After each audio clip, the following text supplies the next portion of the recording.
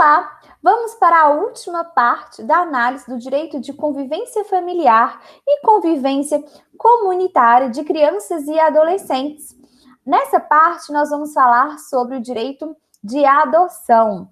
Se você ainda não é inscrito no meu canal Ensinar Direito, é só você inscrever. Tá aí no cantinho. Se inscreva, ative as notificações para que você possa sempre ter acesso às novidades do mundo jurídico e conteúdos importantes para o seu concurso.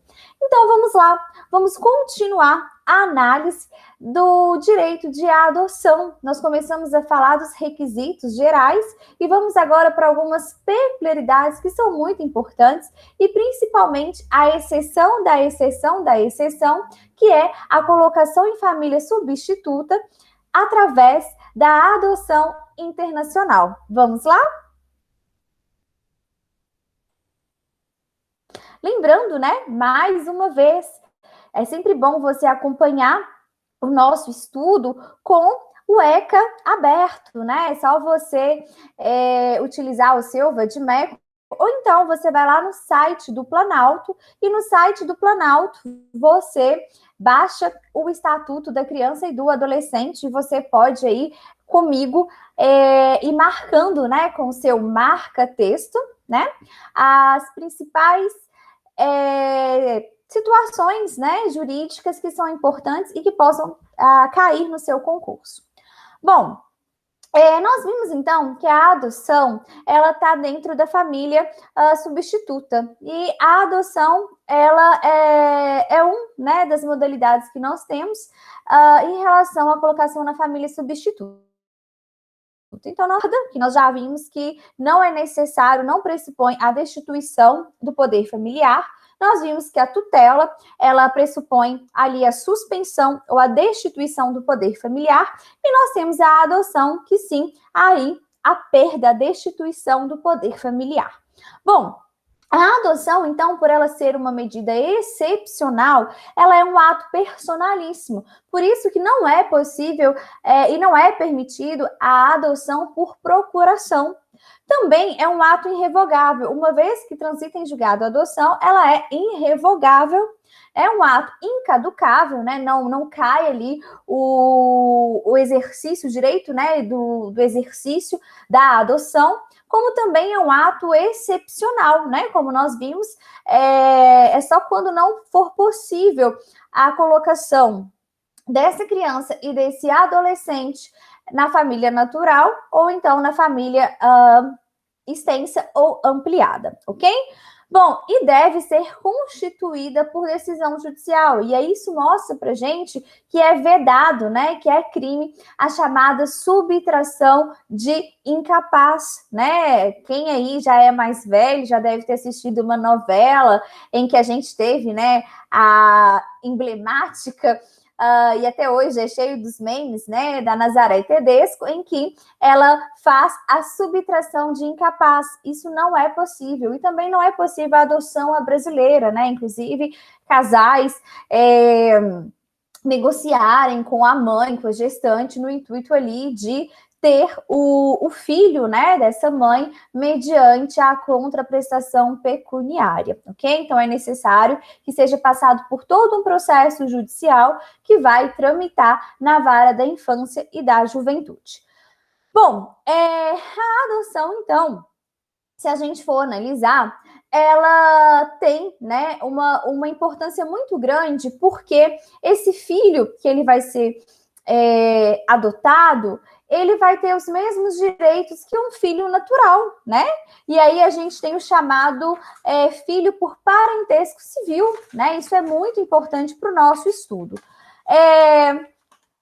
E aí é importante a gente mostrar também o seguinte, que todo aquele vínculo, toda aquela certidão de nascimento que ele teve anteriormente, ela vai ser substituída por uma nova, né? Na verdade, esse filho adotivo, ele passa a ser filho dos seus adotantes. Então, nós temos, né, o artigo artigo 4 traz para a gente. O vínculo de adoção constitui-se por sentença judicial, que será escrita no registro civil mediante mandado. Então, vai vir uma ordem judicial que vai pedir lá no registro da pessoa civil e natural para que altere a certidão de nascimento, né? E aí nós temos essa alteração muito importante.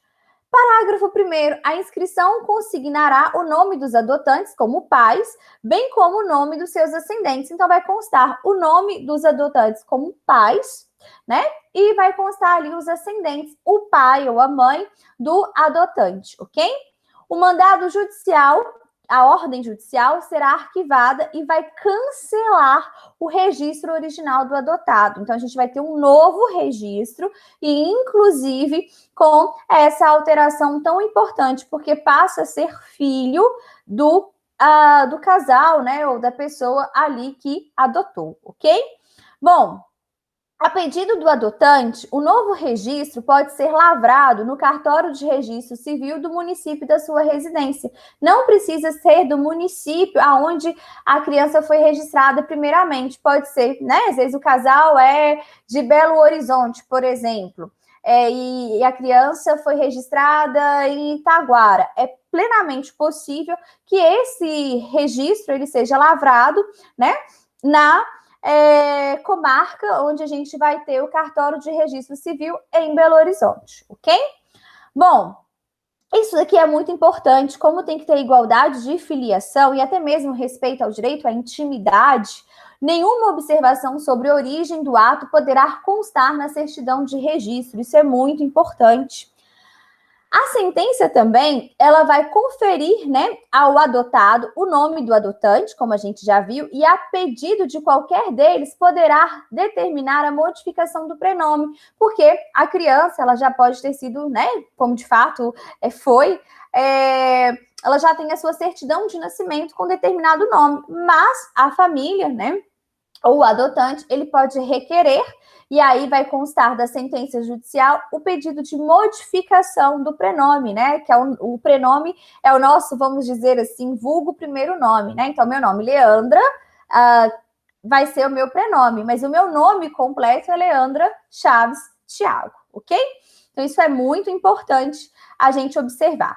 Caso a modificação do prenome seja, então, aí pedida, né, pelo adotante, vai ser obrigatória a oitiva do adotando, observado o parágrafo 1º e 2º do artigo 28 dessa lei. Gente, é importante a gente falar um pouquinho sobre esse artigo, por quê?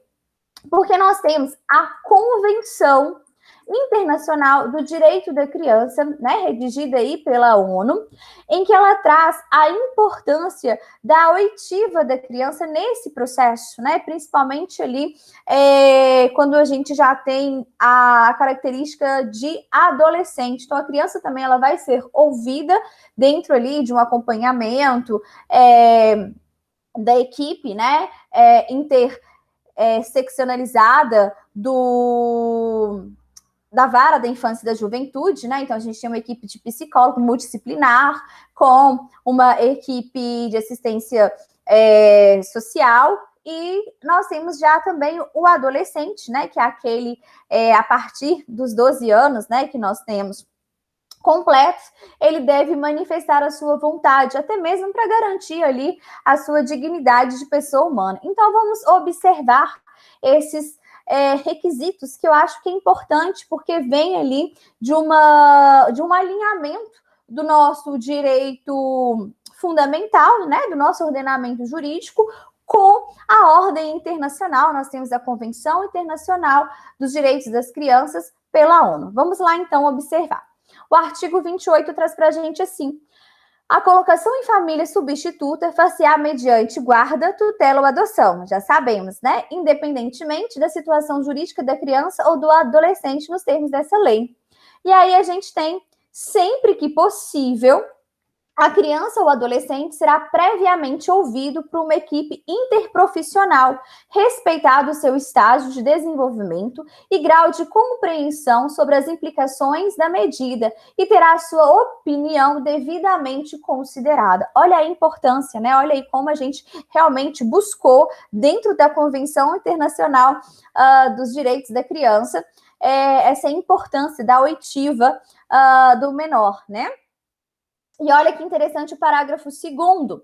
Tratando-se de maior de 12 anos de idade, será necessário seu consentimento. E esse consentimento, né, no caso da adoção do maior de 12 anos, vai ser colhido em audiência judicial, né?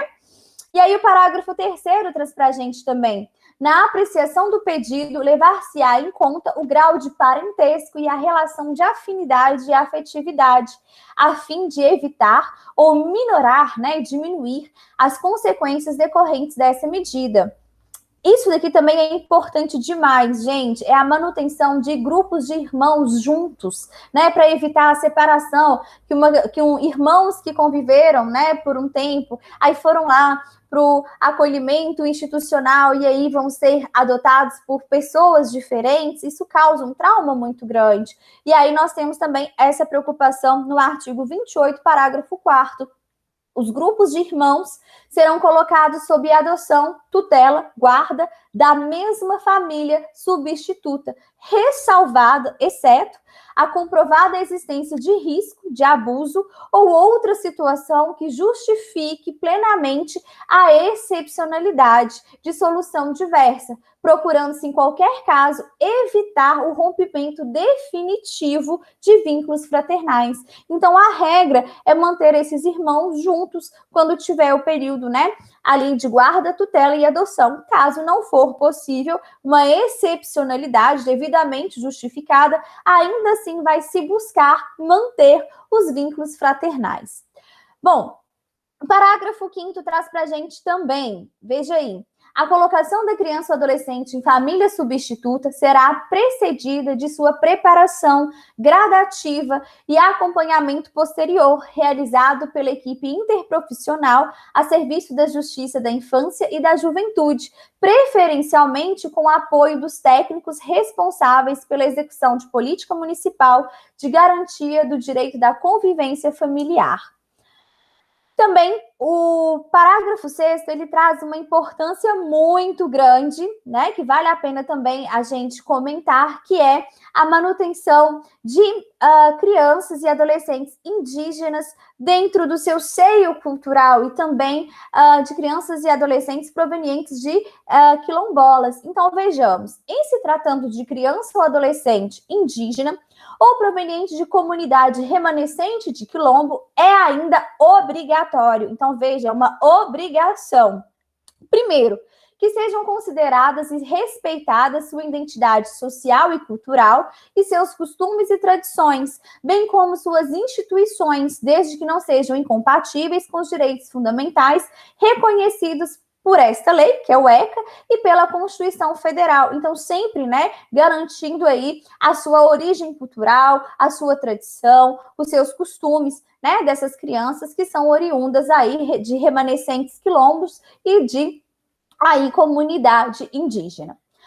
Inciso 2. A colocação familiar ocorra prioritariamente, não há prioridade que seja essa colocação, né, em família substituta, que ocorra prioritariamente no seio de sua comunidade ou junto a membros da mesma etnia. Então, isso é muito importante para garantir aí a transmissão das suas culturas, das suas tradições, dos seus costumes. E aqui nós temos, né, a intervenção e oitiva de representantes do órgão responsável pela política indigenista. No caso aí a gente tem o órgão, né, a FUNAI, no caso de crianças e adolescentes indígenas e de antropólogos, que são aqueles que estudam, né, a cultura, a tradição, os costumes, perante a equipe interprofissional ou multidisciplinar que irá acompanhar o caso, né? Então, nós temos aqui essa importância desse cuidado, né, com essas crianças e adolescentes provenientes aí de comunidades indígenas ou de quilombo remanescente. Bom, então isso é muito importante. O artigo 29, não se deferirá a colocação em família substituta a pessoa que revele por qualquer modo incompatibilidade com a natureza da medida ou não forneça um ambiente familiar adequado, né? Então isso é muito importante ali, às vezes é um ambiente violento, né? Às vezes tem pessoas que são usuários de drogas, né? Por exemplo. Então esse trabalho de saber, né? Se a pessoa ela está ali apta a receber essa criança, esse adolescente, vai ser principalmente feita através de um laudo, né, dessa equipe interprofissional que vai dar ali um sustento para a autoridade judicial poder, de fato, né, deferir essas medidas à pessoa. O artigo 30, a colocação em família substituta não admitirá transferência da criança ou adolescente a terceiro ou a entidades governamentais ou não governamentais sem autorização judicial. Artigo 31. A colocação em família substituta estrangeira constitui medida excepcional, né? Então, é a exceção da exceção da exceção, somente admissível na modalidade adoção. Então, família estrangeira não tem guarda, não tem tutela, tem apenas adoção e ainda vai ser uma medida excepcional da excepcional, né? Então, é a exceção da exceção da exceção. Nós temos o artigo 32. Ao assumir a guarda ou a tutela, o responsável ele tem que prestar um compromisso. Então, ele assina um termo de compromisso. Então, prestará um compromisso de bem fielmente desempenhar o encargo mediante termos autos. Então, veja bem, né? Voltando aí para a nossa adoção, então, o maior de 12 anos, ele vai ser ouvido perante ali a audiência, né? Então, é muito importante a gente observar. Bom, vamos aqui continuar o nosso estudo, né? Então, nós temos aqui, caso também a modificação do prenome seja requerida pelo adotante, é obrigatória a oitiva do adotando, né? Então, se o adotando, ele, né, se ele tem capacidade de manifestar, né, ele vai manifestar ali, ouvido, obviamente, com uma equipe multiprofissional, e se ele for maior de 12 anos, ele pode ali dizer se ele quer ou não, né, e isso vai ser levado em consideração a alteração do seu prenome, ok? A adoção, ela vai produzir seus efeitos a partir do trânsito em julgado da sentença que constitui. Então, a sentença de adoção é uma sentença constitutiva e aí tem que ser transitada em julgado, ou seja, ela tem que ser definitiva, quando não cabe mais recurso, né? Exceto quando a gente tem a questão da adoção, quando há o falecimento, né, do adotante durante o processo judicial e ele deixa, né, uma livre manifestação de vontade em adotar. Aí, nesse caso, a gente vai ver que tem força retroativa à data do óbito, ok? Bom, o processo relativo à adoção, assim como outros a ele relacionados, serão mantidos em arquivo, admitindo-se seu armazenamento em microfilme ou por outros meios, garantida sua conservação para consulta a qualquer tempo. Bom, aqui também é muito importante, há uma prioridade de tramitação nos processos de adoção. Quando a criança ou adolescente, ele for uma pessoa com deficiência ou uma doença crônica, ok? Então, isso também é algo que foi modificado em 2014, que é muito importante a gente trazer para o nosso estudo. O prazo máximo de conclusão dessa ação de adoção é de 120 dias, podendo ser prorrogável por uma única vez, né? Mediante uma decisão fundamentada ali da autoridade judiciária, ok? Aqui também é muito importante, porque, embora a gente tenha uma nova certidão de nascimento, é possível que o adotado ele tenha conhecimento, se assim o queira, da sua origem biológica, porque lembra, o direito à parentalidade, o direito à ancestralidade, de saber a sua origem, é um direito humano, né? Inclusive, a gente viu que ele é imprescritível, né? Ele é indisponível, ele é irrenunciável. Então, diante disso, a gente tem um artigo 48 que traz para a gente: o adotado tem direito de conhecer a sua origem biológica, bem como obter acesso irrestrito ao processo no qual a medida foi aplicada e de seus eventuais incidentes após completar 18 anos. Então, fez 18 anos, né? Atingiu a maioridade civil, ele pode sim requerer, se assim o quiser, saber a sua origem biológica. Isso não vai retirar, né, todos os efeitos produzidos da adoção. Ele continua sendo ali filho de quem o adotou, mas ele tem direito de conhecer a sua origem biológica. Parágrafo único, nós temos, né? O acesso ao processo de adoção poderá ser deferido ao adotado menor de 18 anos a seu pedido, desde que seja assegurada a orientação, a assistência jurídica e psicológica. Então, pode ser, né, também ao menor, mas desde que haja ali uma proteção jurídica e haja uma orientação também psicológica. Aqui é importante, né? A morte dos adotantes não vai restabelecer de forma alguma o vínculo com os pais naturais, ok? E aqui nós temos também, né, o artigo 50, muito importante, que a autoridade judiciária, ela vai manter em cada comarca ou foro regional um registro de crianças e adolescentes em condições de serem adotados por pessoas que são interessadas na adoção. E aqui é importante a gente observar que é necessário, como regra, que se observe o caráter cronológico de inscrição nesse cadastro, né? Então, essa é a regra, é a importância, desde que satisfaça ali os requisitos legais exigidos, né, pela Vara da Infância e da Juventude, é possível, sim, que pessoas que estejam interessadas em adotar possam se inscrever, né? Então, essa vai ser a regra, é muito importante. Agora, é possível a gente ter a exceção, né? Nós temos a exceção que é a chamada adoção unilateral, ou então intuito personae, né? Que às vezes é comum quando a pessoa, ela direciona a criança, né? Para que ela seja ali criada por uma pessoa específica, né? Nesse caso, apesar de ser uma exceção, mas se for preenchido os requisitos, a justiça pode autorizar, tá? E aí não vai seguir essa ordem cronológica que nós temos do cadastro em relação ao cadastramento de adotantes e crianças que são ali destinadas à adoção. Bom, e uma outra exceção que a gente tem também é quando a família substituta, ela é composta por parentes, né? E esses parentes, embora não tenha ali aquele vínculo de afinidade e de afetividade, buscam adotar, mas essa criança, ela tem que ser maior de 3 anos. Também é uma outra exceção que nós temos e é importante a gente observar, ok? Então, a gente tem aqui a questão essa parte, né, analisada, o artigo 50, ele traz para a gente, né, essa questão de toda a regulamentação do cadastro. E para o nosso estudo é importante a gente saber essas exceções, né? E como eu disse para vocês, nós temos, né, a questão aqui tratada no parágrafo 3º do artigo 50. Terceiro não, o parágrafo 13.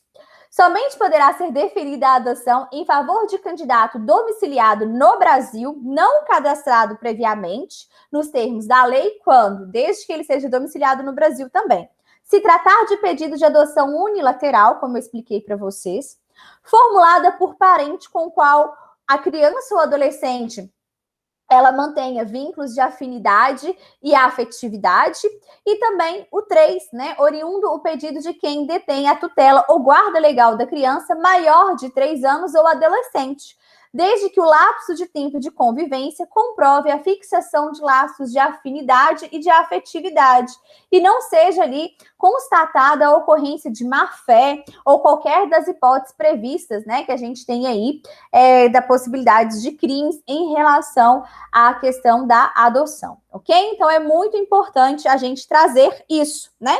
Então, o pedido oriundo aí que nós temos da adoção unilateral, formulada por parente, que mantém aí vínculos de afinidade e afetividade, e a questão ali também de quem detém a tutela, guarda da criança maior de 3 anos, desde que isso seja favorável ao seu desenvolvimento, né? Seja a melhor situação a ser considerada, ok? Então, isso é muito importante. Bom, nós temos, por fim, a chamada adoção internacional, que essa sim é a chamada exceção da exceção da exceção dentro da adoção, né? Então a gente não pode esquecer, primeiro, a necessidade dessa criança ficar com a família natural. Segundo, essa criança ir para a família extensa ou ampliada, que são os parentes mais próximos em que tem esse vínculo de afetividade e afinidade. Depois, a família substituta, que é composta por parentes não tão próximos, né? E aí, depois nós temos a adoção nacional, depois a adoção, né?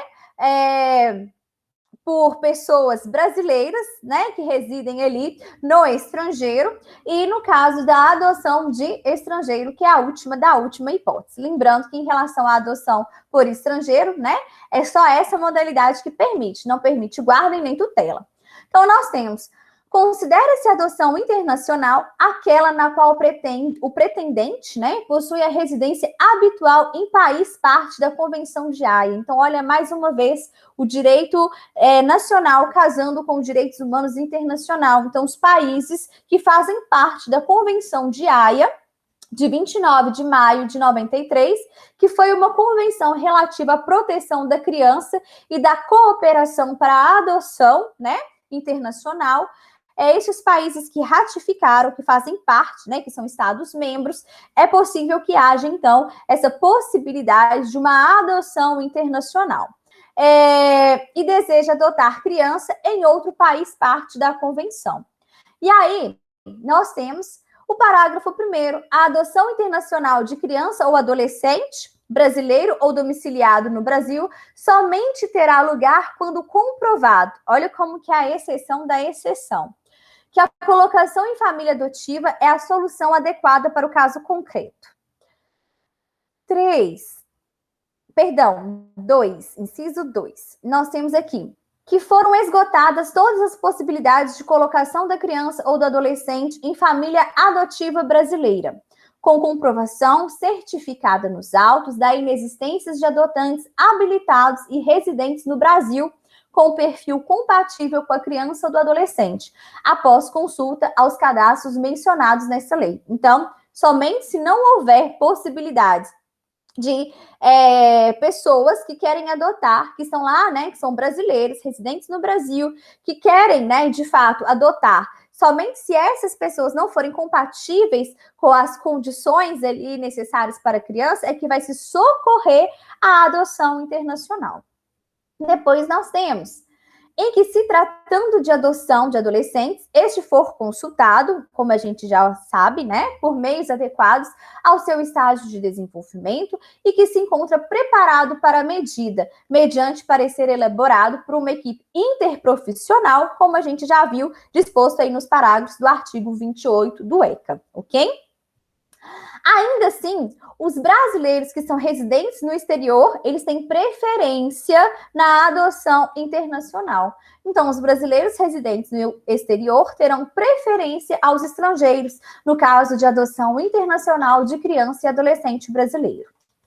A adoção internacional, ela vai pressupor uma intervenção de autoridades centrais, estaduais e federal em matéria de adoção internacional. Isso é muito importante. Se faz um contato primeiro com essa central do país em que essa criança vai ser acolhida. Ali vai ser feito um laudo de habilitação desse casal e vai ser mandado para a central de análise, né, que no Brasil dessa matéria, né, de adoção internacional. Também tendo um laudo favorável, aí sim isso vai ser encaminhado à vara da infância e da juventude, tá? Então é um processo delicado, é um processo complexo, inclusive para demonstrar essa necessidade de que a adoção internacional ela seja a exceção da exceção da exceção. Por quê? Primeiro, quando a gente tem a adoção internacional, essa criança ela vai sair, né, do seu habitat, né, ela vai sair ali do seu país, ela vai ter uma nova, um novo mundo, né, para ela desbravar, vai ser uma nova cultura, novas pessoas, e é mais difícil também essa fiscalização, né, de saber como se encontra o bem-estar dessa criança, né, que está aí sendo adotada. Segundo, uma outra questão também é que, infelizmente, nós temos, né, a prática de tráfico internacional de pessoas, inclusive tráfico internacional de órgãos. Tem um filme muito bacana, estrelado, né, que concorreu ao Oscar aí, com a Fernanda Montenegro, Central do Brasil, que eu recomendo para assistir. Então, por isso que há toda essa preocupação, né, da adoção internacional, apesar de haver a Convenção de Haia, né, buscando ali a proteção da criança, buscando a cooperação na adoção internacional, ela é vista como a exceção da exceção da exceção, ok? Bom, nós temos aqui, né, também é importante a gente observar para o nosso estudo, o seguinte, aqui o artigo 52, ele vai falar sobre toda essa necessidade, né? E aqui é importante a gente trazer também uma questão muito importante, que é o artigo 52, né? Que é o seguinte, nas adoções internacionais, quando o Brasil for o país de acolhida, e a adoção não tenha sido deferida no país de origem, porque a sua legislação a delega ao país de acolhida, né? Então pode acontecer que seja um casal brasileiro que quer adotar uma criança ali de um outro país. Se não houver ali uma lei que regulamente esse processo no país de origem da criança, nós vamos ver, né, que quem vai regulamentar esse processo de adoção vai ser a nossa regra de adoção nacional. Então, vejamos. Nas adoções internacionais, quando o Brasil for país de acolhida e a adoção não tenha sido deferida no país de origem, porque a sua legislação a delega ao país acolhedor, no caso seria o Brasil, ou ainda na hipótese de, mesmo com decisão, a criança ou adolescente ser oriundo de país que não tenha aderido, né, não faça parte aí da Convenção de Haia, o processo de adoção seguirá as regras da adoção nacional, ok? Então, a gente viu aqui as regras, as principais regras relacionadas à adoção, né? E mais uma vez, para a gente não esquecer do nosso estudo, né, que nós estamos fazendo em relação à possibilidade aí de convivência familiar e convivência comunitária, lembrar sempre, né? Primeiro, essa criança, esse adolescente deve buscar, né, a família natural, formada, né, pelos pais e os seus descendentes e a sua prole, ou então pela mãe ou pelo pai e a sua prole. Depois, a família extensa ou ampliada, que é formada ali pelos parentes mais próximos, né, que tem ali um vínculo de afinidade, um vínculo de afetividade. Depois, nós temos a colocação em família substituta, que sejam por parentes que não tenham tanta proximidade, né? E depois nós vamos ter a colocação em família substituta, desde que sejam ali brasileiros residentes no território nacional.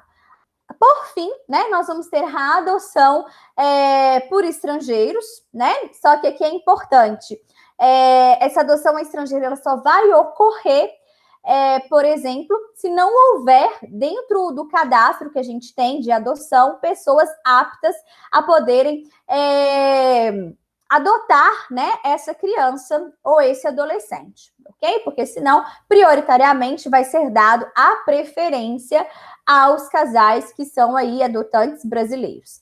E se houver brasileiros que residem fora, eles também têm preferência em relação à adoção por estrangeiros que buscam aí adotar uma criança e um adolescente, ok? Então, sempre lembrar que essa adoção internacional, ela é uma adoção da exceção, né? Da exceção, da exceção, da exceção. Ok? Espero que eu tenha contribuído para os estudos de vocês. Essa matéria sempre cai em concursos voltados aí para a OAB, cai em relação à segurança pública. Quem vai prestar algum concurso na área de serviço social, quem trabalha com conselho tutelar, né? Ou, por exemplo, vai fazer algum concurso também, às vezes, na área de educação, em órgãos aí da assistência social do município. Então, é importante que você esteja preparado. Qualquer dúvida, eu estou à disposição. E aí, a gente termina essa análise do ECA tão importante, que é a questão do direito da convivência familiar e comunitária da criança e do adolescente. Se você ainda não inscreveu, se você gostou do vídeo, você se inscreva, né? Aí no finalzinho da tela vai ativar o sininho para que você possa receber notificações do mundo jurídico. Um beijo grande e até a nossa próxima aula, até o nosso próximo encontro. Um abraço!